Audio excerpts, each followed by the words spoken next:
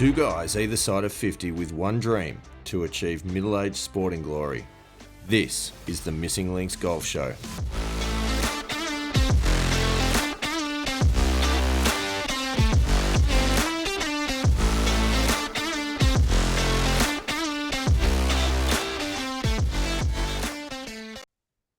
Andy Walker, we're back for the Missing Links Golf Show. Pilgrims, welcome back once again. It's exciting to catch up after such a long break, Andy Walker. Yeah, feels like Feels a like day. it was only yesterday. Maybe that's because it was. Pilgrim's confession for you here. We're not entirely sure the order in which we're going to be releasing these next couple of episodes, but we have recorded this one essentially as a part 2 to Andy Walker's story about his performance in the Glenmore Seniors. This episode is going to run you through my recent performance in the local club competition, the illustrious club competition on Saturday. And I feel there's a bit to discuss, Andy Walker. Okay, looking forward to it.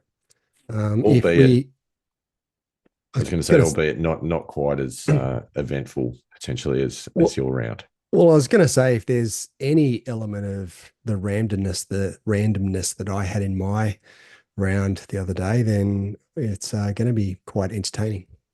Yeah, I don't think it's got necessarily the randomness, but it certainly does have some points of interest. And there's some things which tack on to some of our conversations from previous episodes in debriefing the recent Wentworth round. I think you might notice a few things from that conversation that pop up. But before we get there, a quick little voice of the Pilgrims. Okay, for you, nice. Andy Walker. This one comes to us from a lady pilgrim, from Joanne from New York. Excellent. Joanne from New York messaged through with a question. She was a little bit concerned about my telling of the story about the round at Wentworth, where I had mentioned at the very beginning of the round that I was teeing off at 11:28, if you recall, and there was a school function at 4 p.m. Yes. So I was quite concerned about that at the beginning, to be honest with you. Yeah, so we mentioned it at the beginning, and we said we instructed the Pilgrims just to keep that in your back pocket, and we'd come back to that, and we did not come back to that. We didn't. We've left them hanging on a knife's edge about what happened. So I can tell you what happened. So it was not the fastest game of golf in the history of the world. It was not the slowest, but at around about roughly 3:58. We came off the course. That's a quick drive home and shower and get to the kids' school function. Yeah, it would be. And as I was then just finishing off the card to be submitted and figuring out where I submitted the card and all that sort of stuff and whatnot, there was a couple of missed calls from the good lady wife. So anyway, I got all that sorted as quickly as possible. Got the clubs in the back of the car, dropped the clutch and burned out of the car park, Rory McIlroy style. And I thought your vehicle didn't actually have a clutch because it's a 10-speed automatic. What you're saying is true. So I'd like to actually run you through that process of how you drop the clutch in a 10-speed automatic vehicle. With great difficulty, I think is the answer. Anyway, hit the gas. Metaphorically speaking, you drop the clutch. Old school style. Out we went. Quickly made a phone call, and lovely wife picked up the phone, and I could hear that she was in a car. Oh, gone without you. Yes. Wow. Okay. And she said, I'm on my way, so I'll see you there as quick as you can get there. So I said, okay, that's fine. Got home, had a shower very quickly, getting dressed, and I hear the front door, and she comes back in the front door. Okay. And I thought, has there been a change of heart? You've actually come back to pick me up. But no. Did you get the wrong time? Correctamundo. The event actually started at 5. Excellent. So you had plenty of Uh, time. Plenty of time. I don't know what everyone was so worried about. So Come on, you could have teed up at 12:30. I know I could have stayed around and had a beer after the game, as it turned out. But anyway, Joe from New York. There you go. All's well that ends well, I suppose. Good one. So there you go. So anyway, to the following Saturday, Andy Walker. Any opening thoughts before we run you through what took place? Look, I have a suspicion Mm, that your round from a Missing Links uh, yearly championship leaderboard is mm. probably going to beat mine, even though it is in a different month. It is in a different month. Yeah. So, I mean, I do have the only round at this stage in September. Mm. So I'm leading with my score. You're also coming last. True. Yeah. Uh, yeah, all your statements are correct. So yeah, this was 30th of August. So we wrapped up the month with a round of golf. A little bit of, I guess, a little bit of a waste that it still fell into August and not into September to get Mm. me away to at least getting around on the board in September. But Well, we'd anyway, already won August. I I'd already mean, won August, yeah. So there's yeah. no need to go rubbing it in. But to set the scene, Andy Walker, it was a Stableford event at the illustrious Dubbo Golf Club. We were playing once again the loop of the third nine. Okay. Your favorite.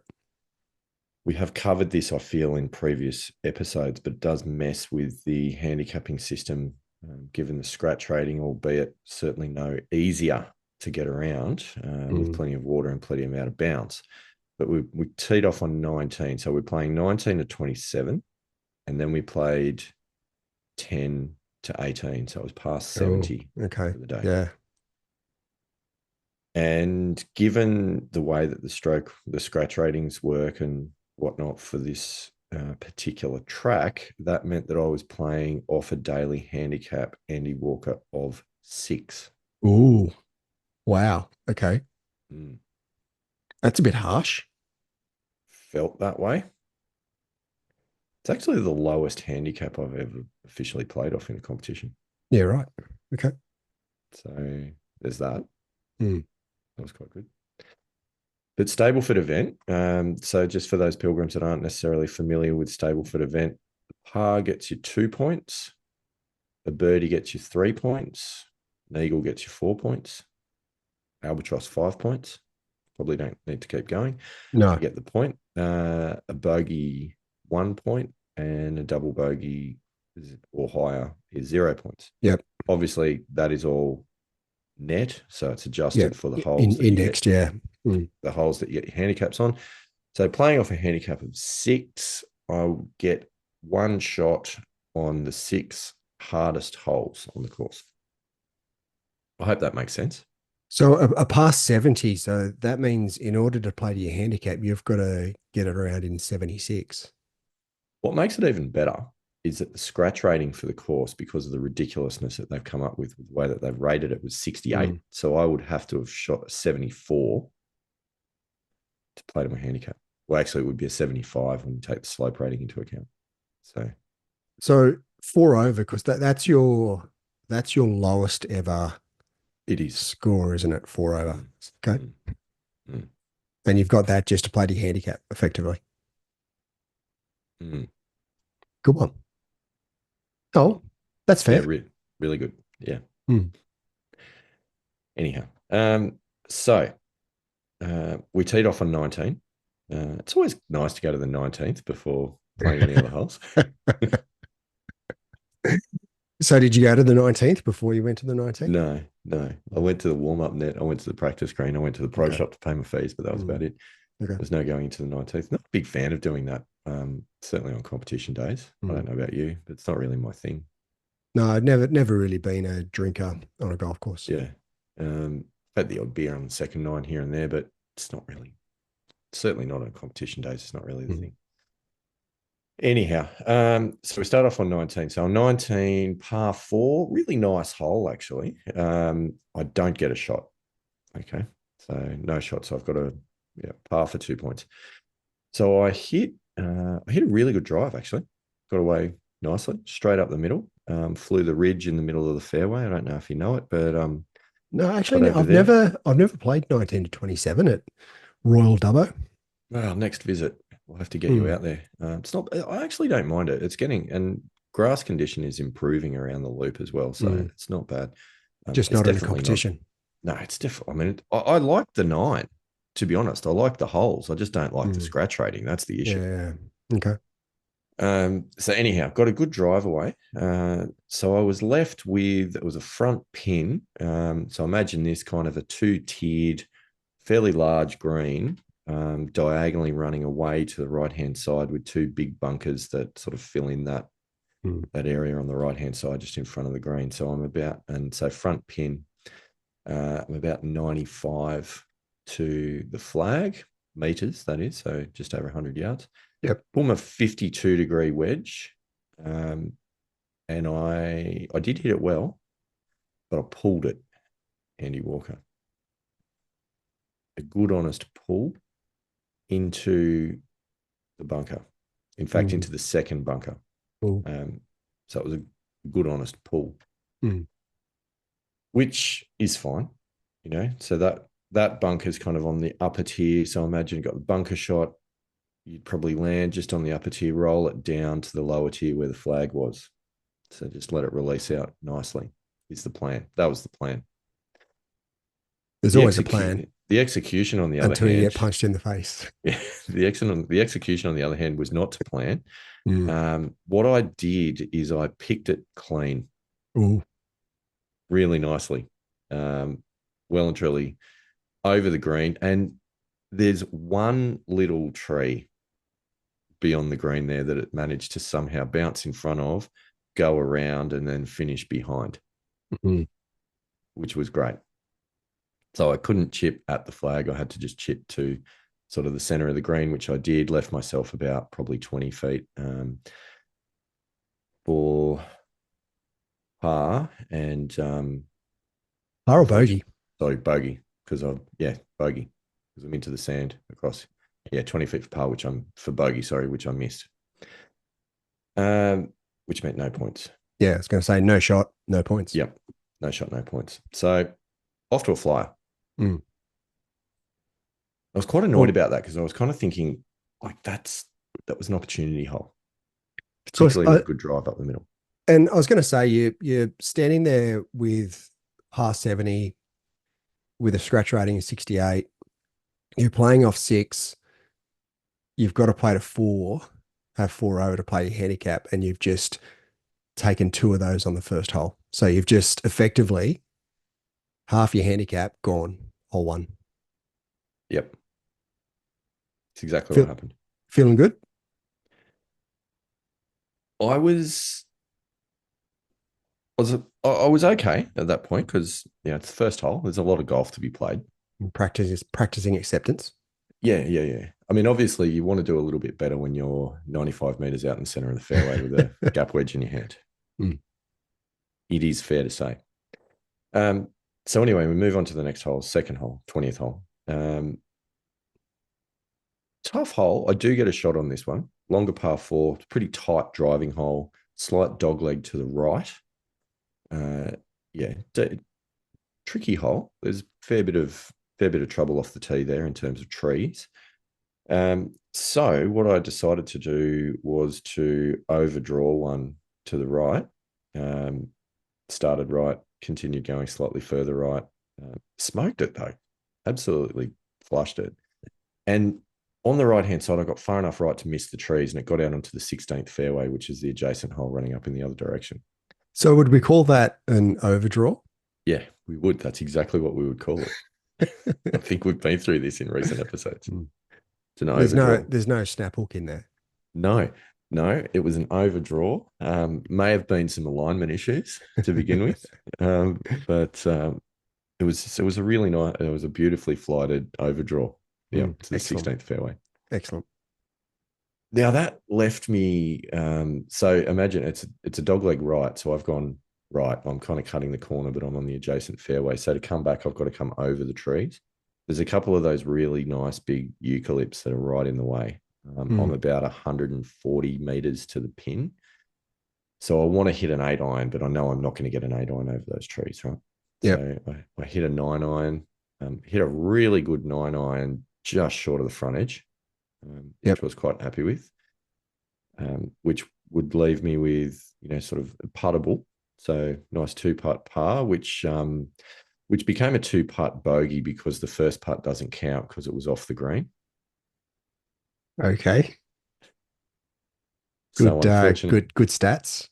yeah. So unfortunately, the first one just didn't get more than halfway. Mm.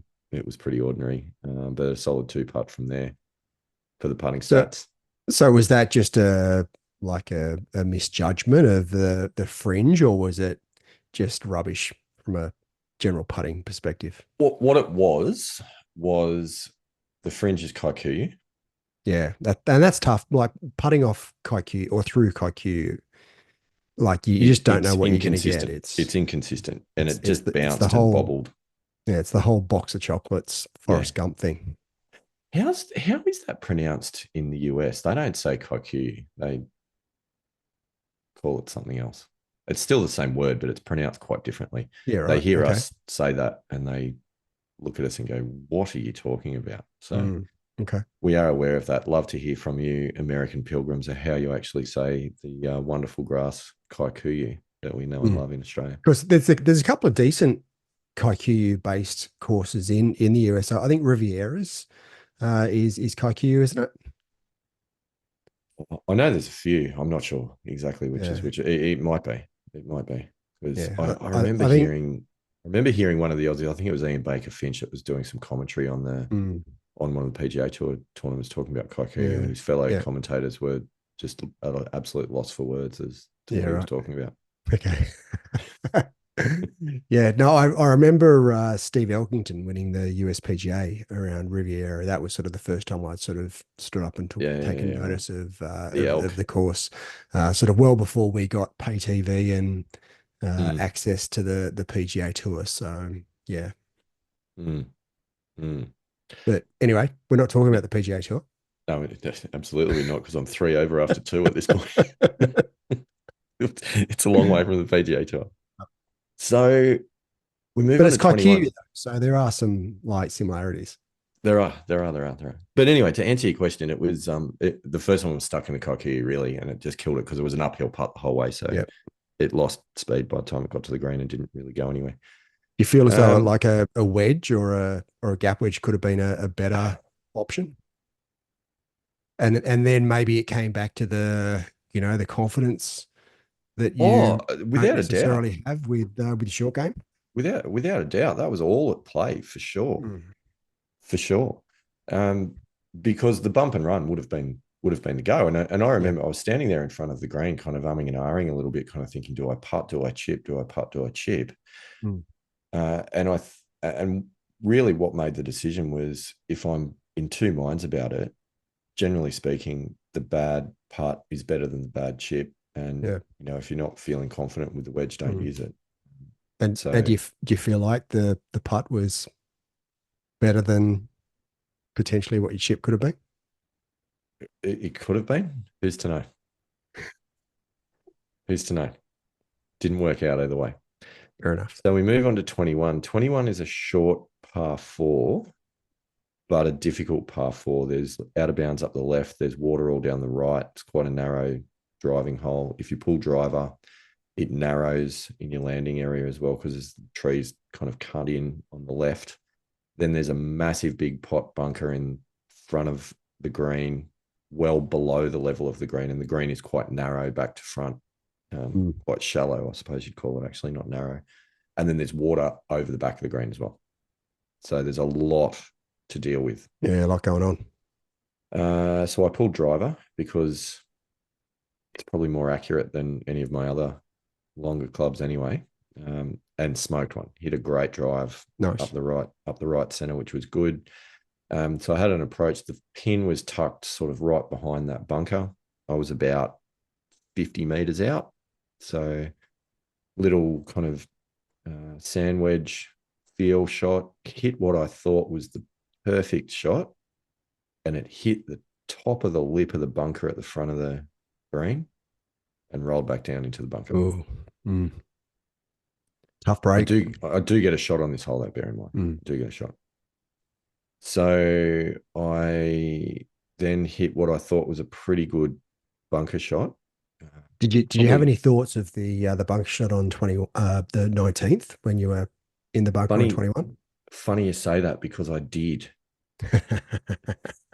It always comes back, doesn't it? Like that last shot, and Yeah, that's what sort of a range of commentators have said that you need to keep like a book of your best shots in each situation. So if you're in a bunker or whatever the situation, you can actually refer to this yeah, library yeah. of great shots. Otherwise, some random shot that you just hit beforehand is going to come back to bite you. Oh, and it does, like it really does. But at the same time, like I'm at the moment, I'm probably more confident playing a greenside bunker shot than a greenside chip off grass, Yeah, right. strangely enough. So I wasn't dreading it too much. And I hit what I thought was a really good bunker shot, to be perfectly honest. I probably carried it about a meter too far and it just rolled out over the back edge of the green, which Mm. drops off a bit. So it kind of went down and it was a bit low down. But again, I thought, do I chip or do I putt at this point? Because it was a very touchy little chip with not much green Mm. to play with, and I could very easily thin it straight back into the bunker where I came Yeah, from, right. or leave it back at my feet. So Yeah. I putted, but unfortunately, because it was a bit of a steep uphill onto the green, it got a bit of a bounce on it and only literally just got onto the green, Yep. which meant that it was a two putt double from there. Mm. So 5 over after 3, Yep. playing off 6 with a handicap index of 68. Mm-hmm. So you've got to shoot 1 under for the last 15 holes to play the handicap. Which I will cut the suspense. I didn't do. Right. Now, at this point, being 5 over after 3, this is where the golf course punches you in the face. Mm. So did you have the young Hinks I did. Yes, I did. caddying for what was his reactions? Was he like pretty disappointed and going, what's going No, on, Dad? at this point, he was still very much in the, you know, just move on, forget about it, let it Yep. go. Next Yep. shot. The funny thing was, I was playing enough good golf shots to still feel like I wasn't playing badly, even though Mm. I just could not get the thing in the hole. Yeah. Yeah. Sometimes it's just inches, isn't it? Like Yeah. doesn't take much. Yeah. So it was a bit of a struggle. Anyway, we move on to what was then the fourth hole, which is the 22nd. And this Mm. is a par five, quite a long par five up the hill.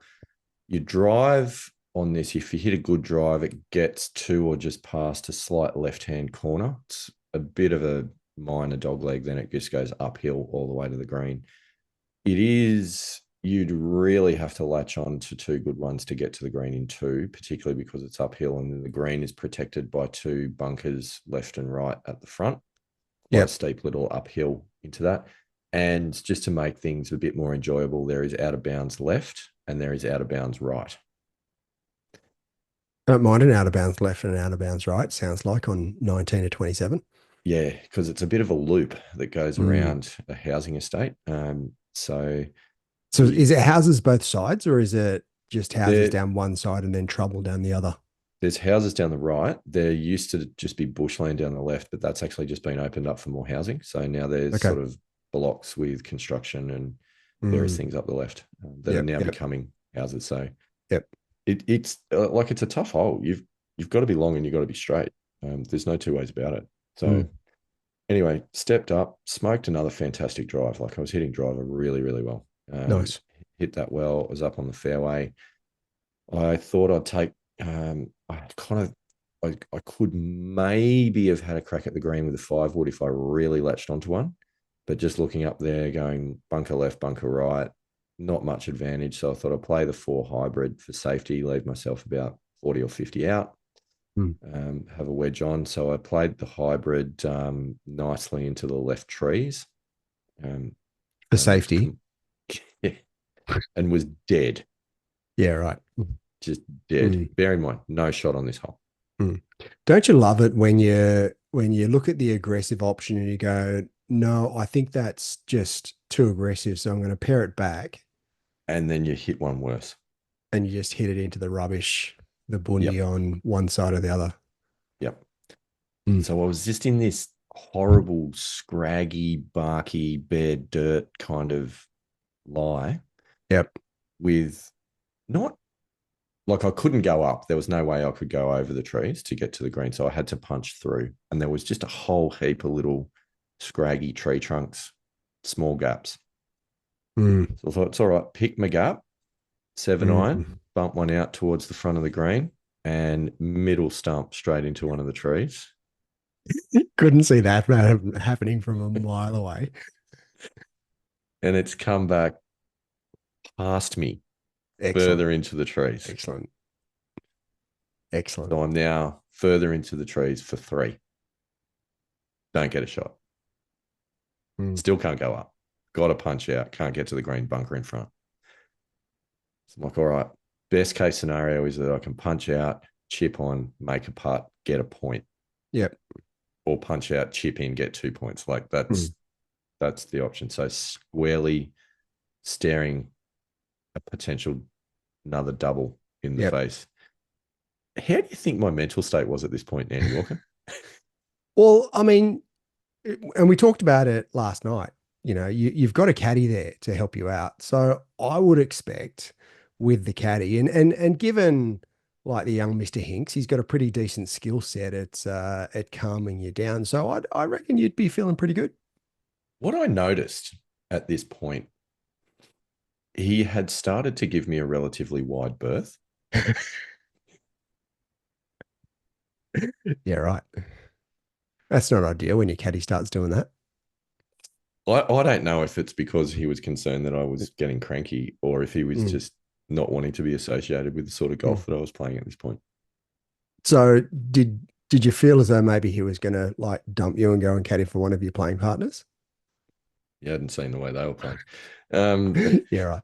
Actually, no, a couple of them were playing quite well at this Mm. point. Anyway, I did manage to punch one out through the trees at this point and got back out. Still not quite onto fairway, so still in the scraggy rough, which was not ideal because I had to chip over bunker to a raised green, pin towards the back. So anyway, I hit it what I thought was a pretty good pitch. Got up there and I was probably about, I want to say about 12, 13 feet away from the flag. Bit of a breaking right to left putt. For 1 point. It's not really where you want to be. No. But anyway, I stood over the putt and I thought I heard your words in my ears from our Wow. debrief on the last round when you were Mm. talking about how my putting stats were actually Oh yeah. pretty Yep. close to scratch Mm. and I should be relying on my putting and actually not thinking Mm. of it as a weakness, but actually Yeah. relying on it as a strength. Yep. So I thought, you know what? I'm going to tell myself today when I'm over these putts that I'm a scratch putter. Mm. And that's going to be the mantra. So I had that thought and struck it straight in the heart, dropped Nice. it, bogey for Nice. 1 point. Nice. See, like even when I'm not there, I'm there. Yep. Yep. Even when you're not there, you're coaching. Super Mm. coach. Mm. So wasn't a great result. Like I still dropped another shot, but the fighting point, there's something Yeah, to be yeah. said for the fighting point. Mm. Yep. So at this stage, 6 over. Yeah. So even without the course rating of 68. You've done your 6 shots of your handicap, like the daily handicap. Correct. Mm. Don't need to rub it in, Andy Walker. Oh, I'm just making conversation. I mean, that's what we do on the Yep. podcast. So I'll Yep. No, just thanks. want I appreciate just that. want the Just, pilgrims to understand just, where we're at. just in case the Pilgrims weren't keeping score themselves. Yep. So then we get the next hole. Fifth hole is a par three, uphill par three, about 155 meters. So what are we talking there? 170 odd yards to a very, very, very narrow green that in the center of the green, I would say it is no more than 3 paces wide. Mm. It's crazy narrow. I don't think I've ever hit this green. Yeah, right. It's so small. Anyway, sent a pin. I hit a 7-iron. Look, probably slightly toey, but not bad. Just short. Yeah, just sort of to the uphill. So had a little bit of an uphill lie onto the green. Hit what can only be described as a hook pitch. So you didn't try and putt it again? No, Felt there was like no there was no putting this one. the Texas wedge wasn't working. No, there was no putting this. I was hitting what I was trying to hit was a little kind of a bump and run, really. But sometimes you do that. The bottom hand can get a touch active and close the face Mm. and impact. Well, that's exactly what happened. So So I sort of like smashed it. the Tiger sort of hook pitch. Yeah, Because well, that's that's we used to like yeah, draw pitches. Yeah. yeah, So yeah. Except I wouldn't describe this as Tiger-esque by any stretch. right. I pumped it Not past. intentional. No, I pumped it past the hole to the sort of back right fringe, which left me with this really nasty downhill, probably 15-footer for par. And again, I don't get a shot on this hole, so this was for 2 points, which I hit. And I actually, I thought I had hit a fantastic lag putt at this point, Mm. but because it's downhill, it got to the hole and it just kept going about another 8 feet past the hole. It was Oh. ridiculous. Like it was, Mm. I was listening back to your story from some of your putts in the wind. And it was a little bit like that. Like, you just hit one, you go, I think that's going to stop at the hole, but it just keeps Yep. going and going and Yep. going. Yep. Yep. Which happened. But anyway, again, good fighting 8-footer for 1 point coming back up the hill. So I was pretty happy to walk away with a point. Nice. And sink So another good so a putt. couple of Clutch fighting, putts. yeah, fighting 1-pointers with clutch putts. Yeah, so even though dropping shots and bleeding shots, but I felt like I was staying in it to some degree Mm. because I was at least getting points. Mm. That's because your putting is the equivalent of a scratch golfer. Yeah, we'll get to that. We will Okay. get to that. So then we move on to what are we up to now? 6. I'm trying to translate because they're different numbers. 1, 2, 3, 4, 5, 6. Yep. So 6 is a short par 4, relatively narrow. Not a lot of danger in it, though, to be fair. Don't get a shot again. You don't always need to pull driver on this one, because there is a gully just in front of the green that you can reach potentially if you really lace a driver. Mm. But I thought I'm hitting the driver really well today. And after squirting the hybrid into the trees on the par 5, I thought I'll pull Yeah. driver. So I pulled Mm. driver, play aggressive. And I hit my driver up the left side. It hit a tree on the edge of the fairway, which you would think kind of looked like it was on the fairway side of the tree. You would think it's going to drop down, roll onto the fairway. Of course not, Andy Walker. It's kicked it hard left, hard into the trees. Nice. Which was great. So we found that, bunted out, little too far, went through the fairway into the rough on the other side, and then hit a sand wedge to the green, which was, I guess you'd say it's a little bit of a flyer because it got to the back edge, which was a little bit disappointing. So once again, downhill putt with a fair bit of break in it, but solid 2-putt from there, which was unfortunately another bogey Mm. and another drop shot. Mm. Not So ideal. through 6 holes, I'm 8 over. Mm.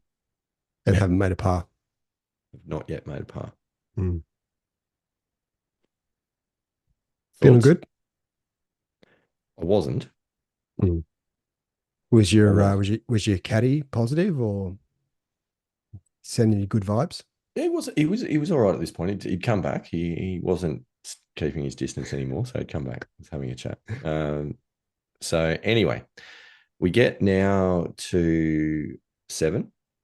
7 is a long par 4, but down the hill. It was rated as the hardest hole on the 9, so I do get a shot. It's a bit of a nasty green. It's kind of a diagonal green with a big bunker in front and then a big drop off behind that kicks you down to out of bounds. So you don't want to go long on your second shot. Again, off the tee, out of bounds left, out of bounds right. So hit a great drive down the middle, left myself with about 120 to the flag. So pulled pitching wedge. It was kind of a front left flag, hit it to the front left fringe, easy 2-putt par. Oh, first par of the day. Nice. 3 points. 3 points. Thanks for playing. I'm back, baby. That was a nice little comeback. And I was thinking, oh, look, if I par in, at least on the 9, then it'll start with something on them. 8th is a short par 3, about 130 meters. All water carry all the way to the green. Hit a 9-iron perfectly, but all right. Got to the front edge. So crept over the water, front edge of the green. Nearly made the birdie putt, Andy Walker, but tapped in for par. So another par. So that was good. Nice. Bit of a comeback, 2 points. On the 9th, bit of a tricky par 4, the 9th. It's not the longest going around, but if you're left, you're dead. There's trees up the left, you're dead. There is a bit of a bailout on the right. If you get over the trees that are sort of up the right edge, you hit far enough, there's a bit of a bailout. Then there's water just in front of the green to the left and 3 bunkers all the way around the front and right of the green. So there's a bit of a tricky green complex. Anyway, I hit the don't go left drive to the bailout up the right and actually got hold of it, went a long way. And that left me with a 52-degree onto the green, which I did, made the 2 putts for par. Nice. So I went par to finish the 9. So there was something in that. Yeah. Which was good. So we finished that 9 on 13 points. And 8 over, yeah? 8 over. Remember that. So we go to 10. Oh, I should say snack time. Ah, right. Bit of sustenance. Snack time. Once again, forgot to take anything with me. Sent the young fella on the mission to the pro shop. Couple Mars bars. Mars bar and cherry ripe, I think it was. It's not ideal. Nice. No, it's not ideal. No. I really got to sort that out. It's not ideal. So anyway, fresh 9. I thought, all right, well, you know what? 17 points gets me to 30. 18 points gets me to 31. If I have a 20.9, 33 points. Anything's possible. At least it could be not a bad day out. So we go to 10. 10 is slight dogleg left par 4. So I pushed my drive into the left trees, taking an extremely aggressive line, more aggressive than I intended to by about probably 30 meters. Yep. But I had a clearing, Andy Walker. I could see there was a clearing through. If I could get over the row of trees in front of the green, get over the 2 bunkers in front of the green to a short-sided pin. So it's a percentage play.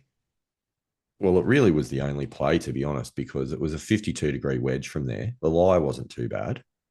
It appeared. And otherwise, I would have had to have chipped out, like punched a 7-iron through the rough 30 meters to get to the fairway through trees. So it was kind of an easy decision to be relatively aggressive. And I get no shot on the hole. So I thought it was really the obvious play. So 52-degree wedge. And when I hit it, you know that feeling when you're on a bit of an unknown ground and the ground kind of gives way under the ball? Yep. Yeah, so that's what happened. Yeah, right. So you know you're not going to get as much distance as what you think you're going to get. and it just took the top of the tree, just clipped the top of the tree in the last row of trees before the green and dropped straight down. And it dropped straight down before the bunker. So Mm. I'm there. I'm sort of on the upslope to the back of the bunker, green above the bunker, short-sided pin, which was about probably 2 meters beyond the edge of the bunker. Not the easiest shot going around. Not the most confidence going on in my short game at this point in time. Mm. How do you think it went, Andy Walker? Oh, look, if we take into consideration the way the round's going,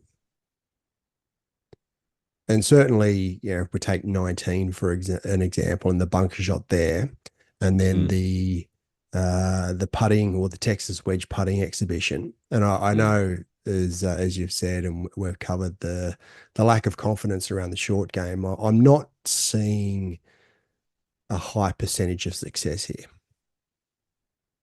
You'll be happy to know that I stuck it to about 4 feet Nice, and made the putt nice. for a very adventurous par, Mm.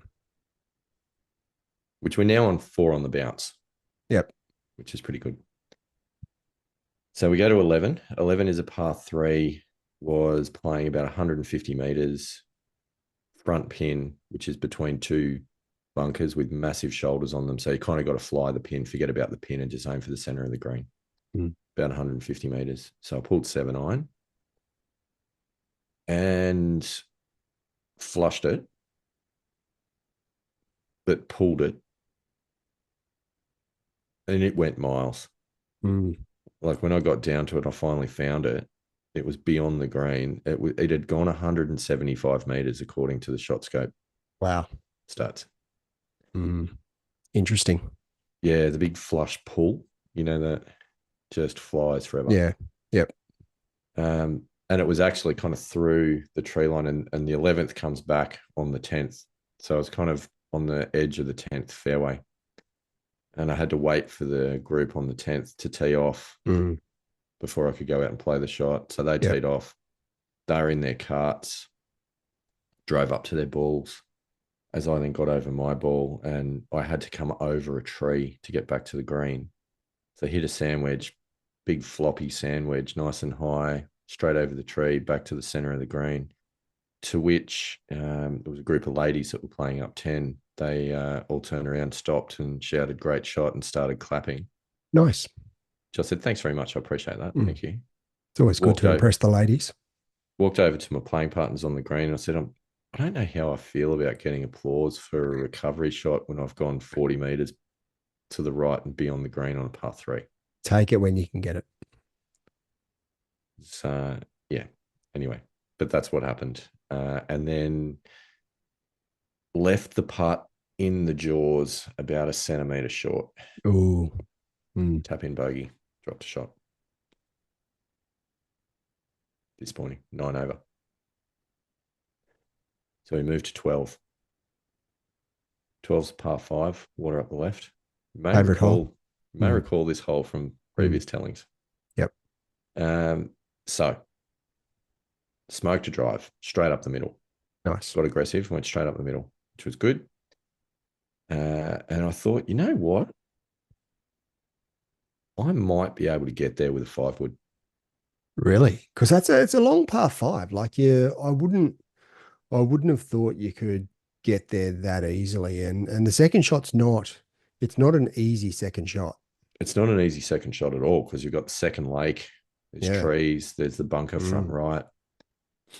But I thought, I reckon I don't get a shot on the hole, right? But I thought, I reckon I can maybe sneak one up on the front edge if I really flush it. So did the fact that on the par five on the front nine, and you decided not to go the aggressive option, and you paired it back and still hit it into the rubbish, were you thinking, well, I've done that on the front nine, so I may as well just take the aggressive option, and if I hit it into the rubbish, it's just the same result? Pretty much. Mm. Let's give it a go. And Let's get on board. Let's give it a go. Pull the 5-wood. give it a rip. Nice. I hit it pretty well. Um, but what I did is I aimed it at the bunker, and I thought if I bleed it back to the green, then that's good. Mm. If I hit it straight at the bunker, it's greenside bunker for two. It's not the end of the world. Yep. Mm. And I hit it straight at the bunker. It finished just short of the bunker though. Like it hit the upslope and just went almost plugged and Yep. stopped. So it didn't go in. So I had a chip over the bunker. The pin was about 20 meters on the green beyond the bunker. There's a little gully between the bunker and the green though. It's not, kind of not the same level. Yep. And I kind of needed to land it just on the green because it was downhill then to the pin. So not a huge amount of margin for errors, although it might have looked that way. And anyway, so I was really concentrating on where I needed to land it, the line that I needed to have, all those sorts of things. And a little bit like, when you read a putt and you fall in love with the line and you forget to hit it hard enough. Yep. It was a little bit like that. I had all this sort of thought process about the chip, and I just didn't quite hit it hard enough. It got over the bunker, but it didn't quite get on the green, and it finished in that little gully between the bunker and the green. So that was disappointing because I was then there for three when I should have been really having a good birdie putt. Yeah. Yep. Chip or putt at this point, Andy Walker? Chip or putt decisions? Well, it's a 50-50 really. After your efforts on the front nine, I'd just be taking, a wedge and chipping it down there. So I took the putter. Of course you did. And it wasn't bad putt. I rolled it up. It was pretty good speed, but there was a fair bit of break in it. So it finished about probably 6 feet left of the hole. But binned it for par. Nice. So all's well that ends well. So then we Back on the moved par train. Yeah. Then we moved to 13. 13, I do get a shot on. Long par four, out of bounds up the left, trees up the right. Again, hit a really good drive, smashed the drive, been hitting the driver really well all day. Yep. Hit another fairway, long way down. Had a 7-iron in, which look, it was a cross breeze left to right. I don't know. Did I tug it? Was it the wind? But one or the other, missed the green to the right. Hit a relatively ordinary chip, but a solid 2-putt bogey, but for 2 points because I do get a shot. So at this stage, you're 2 over through the back nine, and so 10 over altogether, yeah? Correct. With 1, 2, 3, 4, 5 to play. Yep. So we move on to 14. Another par four, trees up the left, water up the right. I do get a shot on the hole. So pull driver, obviously. Hit my worst drive of the day. It was one of those little heely, squirty cuts. Yep. Was going to the left trees. Hit one of the left trees. You remember on the first nine, the one that hit the left trees and went hard left? Yep. So this one went hard right back out to the middle of the fairway. Nice. Which I thought. Well, it evens it out, really. Even. I mean, normally, it doesn't even up over a round of golf.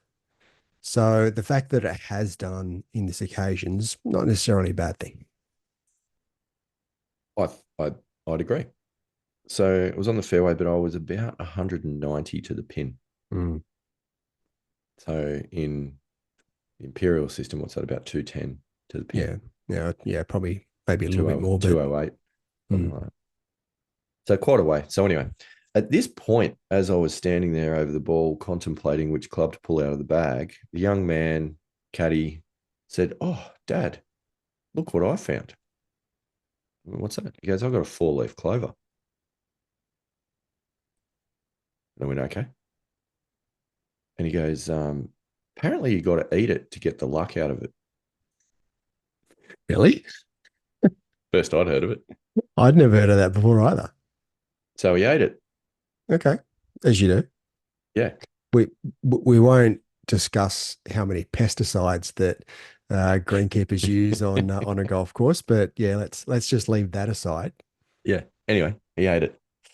So I pulled out the 4 hybrid and absolutely flushed one to about probably 12 feet, Nice. which I was quite happy about.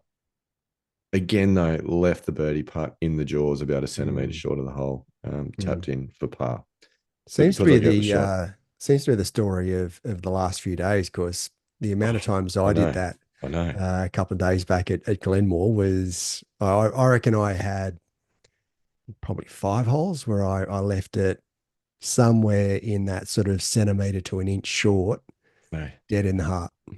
And you come off and you go, after 9 holes, I've made 8 centimetres of putts. Yeah. You know, it's Yeah. anyway, but that was okay. I mean, it was a 12 to 13 footer. So it's not one of those ones that you go, oh, I'm going to make it. You probably like a scratch handicap is probably at about 30% from that range Yeah. anyway. Mm, mm, So then we move on to 15. 15 par 3 up the hill. There's water short, about 150 meters. Well, I was probably playing about 160 meters actually. Pin at the back. Hit a 6 iron, which landed on and just rolled through the back. Flushed it though. It was probably my best iron strike of the day. And then, yeah, so I was left with a little, 3 feet of fringe onto yep. the green, back pin, downhill, going away Mm. from you. No chance I was chipping that. Excellent. No chance. So hit the putt. It was a pretty good putt. Just ran on by to about 6 feet Mm. because it was Yep. downhill, but made the comeback for par. So that was good. Nice. Yeah, it was solid. It was one of those ones though. I was standing over it and the mantra was scratch putter, straight in the middle. Worked nicely. So we moved to 16. 16's par 5, rated the easiest hole on the course. I don't think it is. It's par 5. It's got a dog leg. It's got a fairway bunker, about 5 bunkers around the green. I just, for the life of me, don't see how it's rated like that. But anyway, it is. So I hit a really good drive. So I don't get a shot on the hole, obviously. Hit a really good drive. Hit a 5-wood just short of the front left bunker. Then hit a safe chip onto the center of the green to a front pin, Mm. about 25 feet. Safe chip, Very safe. safe chip, and a solid 2-putt par. That was good. And then we moved to 17. 17's that long, nasty, long par 4. Yep. It's over 400 meters, so it's be about a good, solid 450-yard par 4. It's long. Hit a really good drive up the left side, but I had a little bit of overhanging branch trouble for my second, which I hit a 6-iron, cut a 6-iron, and that's hard for me Mm. because my natural shape with my irons is a Yep. draw shape. Mm. Mm. So cut a 6-iron to the center of the green, solid 2-putt par, Andy Walker, Nice. Nice. and stringing them together on this second night. Yeah. Mm. So And so 10 over still with 1 hole to play, yes, which after is being your favorite hole. after being 8 over after 6. Mm. Nice. Um, Then 18, don't get a shot on 18. Long par 3, was playing about 180 odd meters uphill. Hit my hybrid, a bit toey to the front edge, Mm. about probably 2 meters short of the front edge of the green. Yep. Pin at the Te- back, Texas wedge. big green all sweeping to the back right. So it was going to be downhill, moving hard right. I didn't feel comfortable chipping Andy Walker. And I think whoever's got to this point in the round, it would be a surprise to no one So I thought I'd to putt hear it. that. Yeah. I thought I'd putt it. And I hit a good putt. Hit a good putt. Better, I think, than I probably would have done with a wedge. And it very nearly went in. Mm. And it rolled past the hole. At this point, it's on the downhill, going Yep. downhill, away, Mm. towards the back, towards the right. One of the other guys in a group had hit his ball to the back right fringe. Hadn't got around at this point to marking it. Now I'm putting from off the green, so this is okay. Yep. And it rolled into his ball and stopped it dead. So that was to be appreciated. Nice. So we both had roughly, I'd say, 13, 14 feet coming sort of back up the hill, right to left break, which again, very nearly made, left it in the jaws, tap in bogey. Finished the second nine with 18 points, so 31 points all up. And that is an 81, 11 over par off the stick. Mm. So reasonable back nine. 3 over the back nine. And 3 over for your last 12. Correct. Mm. So I thought, given the start, I was pretty happy. I was pretty happy. However, it's the second round in a row that the same things happened, where I've got off to a really bad first 5 or 6 holes and then pulled it together and finished well, as opposed to previously when I've started well and then finished really poorly. So putting it together for all 18 is the challenge at the moment. But the golf is there. I think the golf is there. Yep. Well, I mean, look, it's not a 9-hole game or a 12-hole game, is it? If only it was. Mate, how good would golf be if you could pick your best 12 out of 18? Yeah, not quite in the same spirit, I don't think so. No. Yes. Do you want to hear some strokes gained data from the round? Well, see, I reckon you're putting. You've got to be still up there in the around the scratch for putting. I mean, I understand that half your putts were from off the green. which would then make your actually putting stats on the green look that much better. That is definitely one way of looking at it. So let's talk totals first, okay? So and this is also interesting because it was an 11 over par round, but from a strokes gained perspective against a scratch handicapper, ShotScope's telling me that my strokes gained result was minus 7.39 for the round. Okay. For what it's worth. Now that splits out. In the first 9, it was minus 6.19. In the second 9, it was minus 1.2. So no surprises there. Yeah, obviously the second 9 was better. If we look at totals, off the tee, I was plus 0.85. So gaining. So you've driven it pretty well. Gaining almost a shot on scratch handicappers off the tee. On approach, I was minus 4.85. Okay. Which is felt about right. Short game was minus 4.31, which again feels about right. And putting was plus 0.92. Nice. So you're almost gaining a shot on a scratch in comparing to a scratch handicap. Yes, both on the green and off the tee. So it's all of the golf course between the tee box and the green where my you've got to work lie, on. Yep. Which unfortunately is the majority of the golf course. Yes. But where it gets interesting, if you split it out by 9s, so my tee shot stats on the front 9 was plus 0.67, and on the second 9 was plus 0.18. So it was gaining on both 9s. I think that's a fair appraisal, to be perfectly honest. So you've actually driven it better on the 9 where you scored the worst. Slightly, yeah. About half a shot better. And I'd say that's fair because I really didn't miss off the tee. Yep. Other than on the one hole. And I've got a few out there a good distance as well. So I do think that's fair. approach shots though, this is quite interesting. Approach shots on the first nine was minus 4.14 and the second Ooh. nine minus 0.71. So Mm. um, that was absolutely true. Short game on the first nine was minus 1.98. The second nine was minus 2.33. So not a lot of difference there. It's two Yep. shots, Mm. really, both. Putting is interesting. On the first nine was minus 0.74. On the second nine was plus 1.66. Wow. Okay. So you've drained everything from a strokes gain perspective And on the back nine. to be honest, when I look back on the round, I did not miss a putt inside of 6 feet in the whole round. Mm.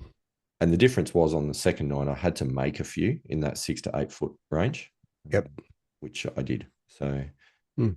I See, think, yeah, to it's to my it's. to my super coach point.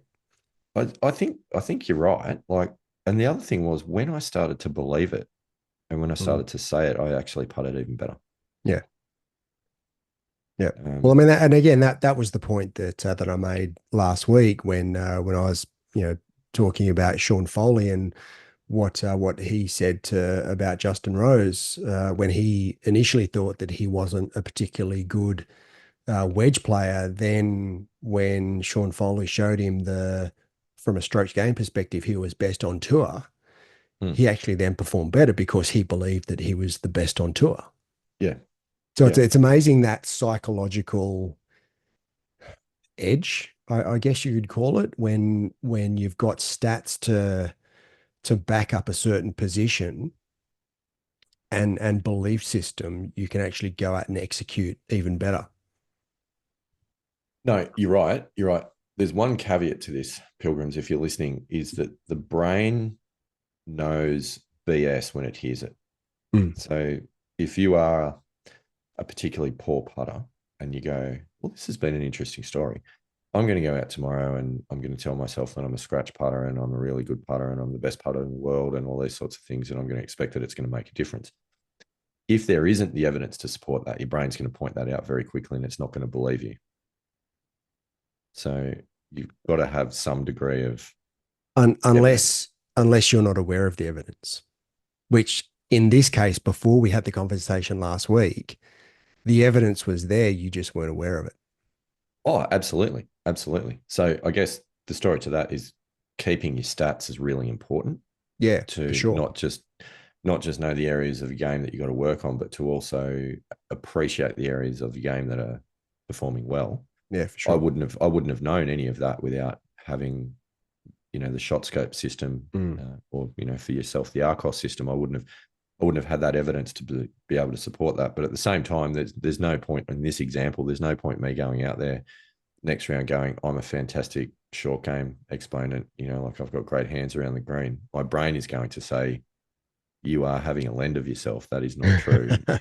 That is true, but it also gives you the opportunity as we're coming into longer days and warmer months in the southern hemisphere to get out there and practice those areas of your game that at the moment you're struggling a little bit. There's no doubting that. I think that what I'm seeing in the results is the outcomes based on the work that I have been putting in. Mm. My ball striking has clearly improved, Yep. and that's where I'm able to now get a plus result off the tee. I'd never ever had that before, and in fact, I think if you went back 3 or 4 years, I probably would have been bleeding 5 or 6 shots off the tee against a scratch handicapper comfortably. Yep. Mm. Approach play is at the moment, or in this round in particular, was not as good as what it has been lately. It's still so much better than what it used to be a year or two Mm. ago. Mm. And I know that it could easily have been a couple of shots better than what it was on the day. Yep. There was just a couple of moments that just didn't probably put a swing on it like I should have. Mm. But I don't have a confidence issue with that because I know that it's there. I know that it's not far Yep. away. The short game Mm. is absolutely the point that needs work, and that's the thing Yep. that's going to receive the focus in the next few Mm. months. That's the Mm. bit that I've got to get to before we get to Parks, to the New South Wales Country Championships. Excellent. Because I think if I can put the rest of it together like that and improve that short game result, then honestly, it's not far away. Yeah. Well, I mean, there's your glass ceiling right there. I think, one is that once you bust through that, Yeah. that's your next level to get down to that sort of 4 or 5 handicap rather than so where are you now? Because I know you had a Well, low yeah, a low flag round dropping off. So where are that you is from a true. handicap perspective? So I was at 8.1 before that round. Unfortunately, I did have my best round of my 20 drop out the bottom, which was Yeah. a differential of 4.4. So that means that it's actually blown out to 8.9. Ooh, Yeah, wow. I went out by zero point 0.8 because that 4.4 got replaced with a 11 point something. That's harsh, man. Yeah, Okay. But I mean, still, that's actually, where does that put you with the New South Wales Country Championships then? 9.4 is the cutoff. Yeah, but if it's like if there's a lot of entries. Oh, I'll be out. Mm, I'm okay. on the cusp. No Yeah, doubting right. that. Well, that's a bit of pressure there coming up in the next when the entries close. 20th of October, I think it is. Okay, so you got 6 weeks But I don't, to again, try I and don't know if they judge it on where your handicap was at registration or where it moves to. I don't know. might be something to put a little inquiry into. I don't even know that I want to know the answer. Yeah, right. Okay. So Maybe I might put an inquiry in and just keep it to myself. you can. Yeah, I mean, I think at the moment my best chance of getting into the country championships is that they don't have too many entrants. Mm. To be perfectly honest, Well, I mean, if you um, put a couple of good rounds together over the next few weeks, then I mean that's a different proposition. You get back well, down to around it is, 8, it is. I mean, and surely all better. To be surely at honest, 8.1 or 8, you're going to get in. I mean, there's I not going don't to know. be I just don't yeah, know. there's not going to be Don't that know. many entries. I wouldn't have thought. Yeah, we don't know. We'll find out as time goes Mm. by. But yeah, that one hurt just a little. So So we're both sort of that's blown why. out over the last few days.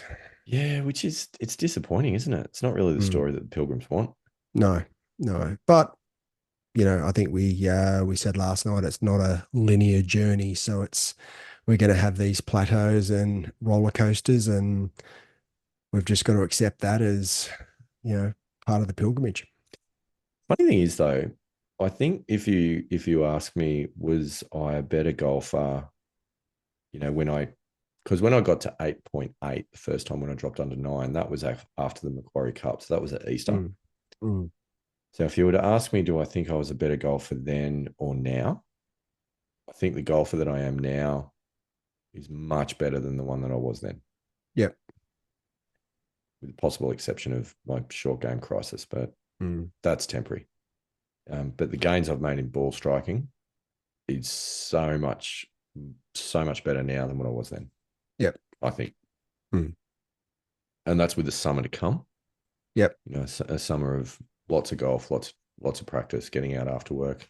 Mm, I feel like the overall trend line is good. The overall velocity, I should yep. say, is good. Yep.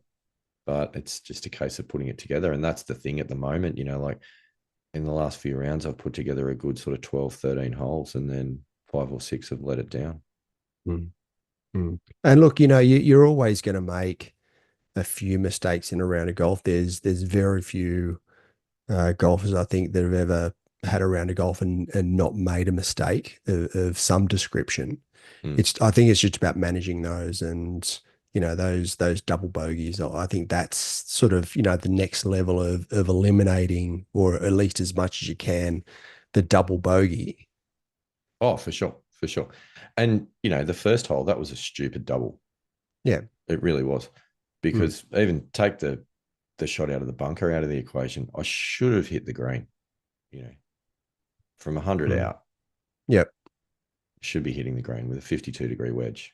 Mm, It was just got too bottom handy and pulled it, mm. Yeah. So really. you remove. I mean, you had a couple of doubles, and but even if you were 5 or 6 over after 8, Then it's you fine. know, Then I'm shooting a 8 over par round, and that's okay. exactly. Yeah. Yeah. And if that's sort of, when when you haven't got off to a great start, then, when you do get off to a good start and you manage to hold it all together, that's when two, three, four, five overs come.